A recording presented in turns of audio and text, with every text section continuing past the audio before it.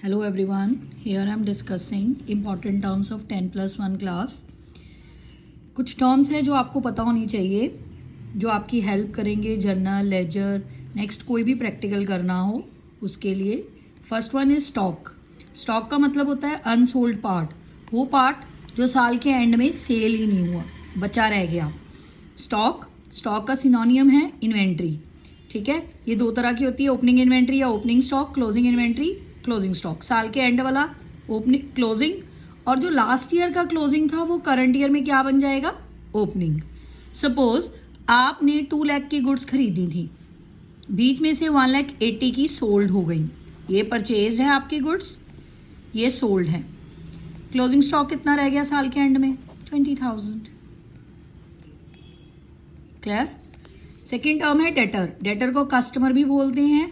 ये डेटर होते कौन है, to whom goods are sold on credit, जिनको हम क्रेडिट पे गुड्स सेल करते हैं, इनसे मनी रिसीव करनी होती है. ये हमारे करंट एसेट होते हैं, विद इन 1 ईयर इनसे कलेक्शन करनी होती है. Creditor from whom goods are purchased on credit. Creditor को सप्लायर बोलते हैं. सप्लायर्स कौन होते हैं, जिनसे हम गुड्स क्रेडिट पे खरीदते हैं, परचेज करते हैं, इनको हमने मनी पे करनी होती है. ये हमारी करंट लायबिलिटी होती है. एसेट क्यों है, क्योंकि रिसीव करनी है. लायबिलिटी क्यों है, क्योंकि पे करनी है. Next is voucher. वाउचर क्या होता है, डॉक्यूमेंट्री एविडेंस फॉर ट्रांजेक्शन. हमारी ट्रांजेक्शन के सपोर्टिव एविडेंस प्रूफ. जैसे आप कैश सेल कर रहे हो, कैश मेमो काटोगे. क्रेडिट सेल कर रहे हो तो इनवॉइस बिल दोगे. अब आपके पास सेल का प्रूफ क्या है, कैश पे है कि क्रेडिट पे है, ये दोनों वाउचर्स. नेक्स्ट है डिस्काउंट. डिस्काउंट का मतलब क्या होता है, deduction in price by seller to buyer. Seller ने बायर को प्राइस में रिडक्शन दी. फॉर एग्जाम्पल, एक पेन है 10 रुपीज का. अगर आप पूरा पैकेट लेते हो जिसमें 12 पेन होंगे तो वो 120 का होगा. ठीक है.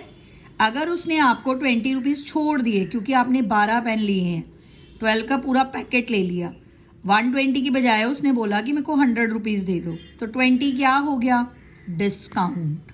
इस डिस्काउंट को बोलते हैं हम ट्रेड डिस्काउंट, क्योंकि हमने क्या करी, बल्क परचेज, क्वांटिटी ज्यादा खरीदी, इसलिए ये क्वांटिटी डिस्काउंट भी कहलाता है.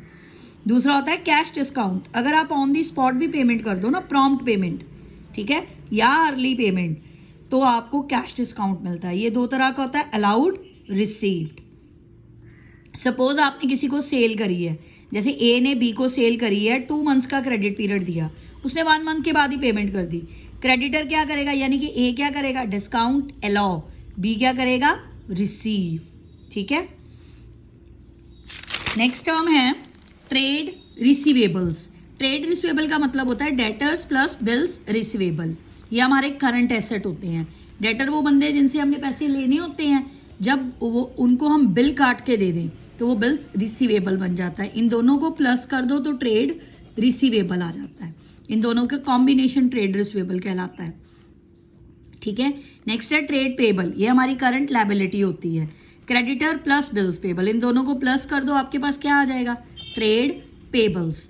क्रेडिटर को भी आपने पैसे देने होते हैं, जब आपके क्रेडिटर आपको बिल काट के दे देते हैं तो वो क्या बन जाते हैं, बिल्स पेबल.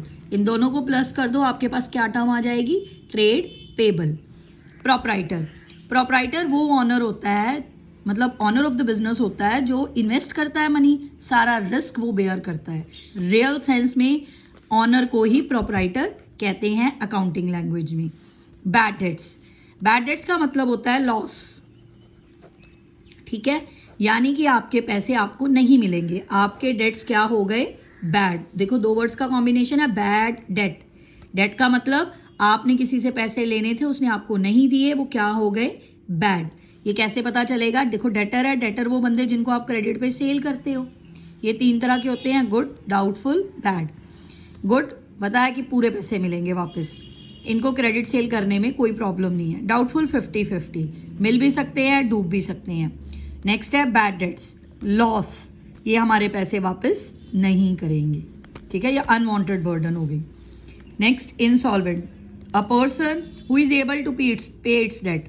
कहने का मतलब वो बंदा जो अपनी लायबिलिटीज इजीली पे नहीं कर सकता, वो insolvent. Not in the position. Solvent जो पे कर सकता है अपनी लायबिलिटीज, एबल. बुक वैल्यू, जिस वैल्यू पे हम बुक्स में अपनी फिगर्स को शो करते हैं, बुक्स में, ठीक है, बुक्स में अपनी फिगर्स को शो करते हैं, उनको बोलते हैं बुक वैल्यू। इसका एक फॉर्मूला भी होता है, ओरिजिनल कॉस्ट माइनस डेप्रिसिएशन। ठीक है, ओरिजिनल कॉस्ट जितने की आपने चीज़ खरीदी, उसको यूज़ करने के बाद जितनी उस पर डेप्रिसिएशन लग गई, जो बच गई वो आपकी क्या है, बुक वैल्यू। एंटिटी, वो यूनिट्स जो इकोनॉमिक एक्टिविटीज़ परफॉर्म करते हैं, इकोनॉमिक एक्टिविटीज़, ठीक है, जिनका मेन मोटिव प्रॉफिट कमाना होता है। क्लियर, ये 13 आइटम्स हैं, all are important, please consider it while learning the chapter of terminology. Thank you very much.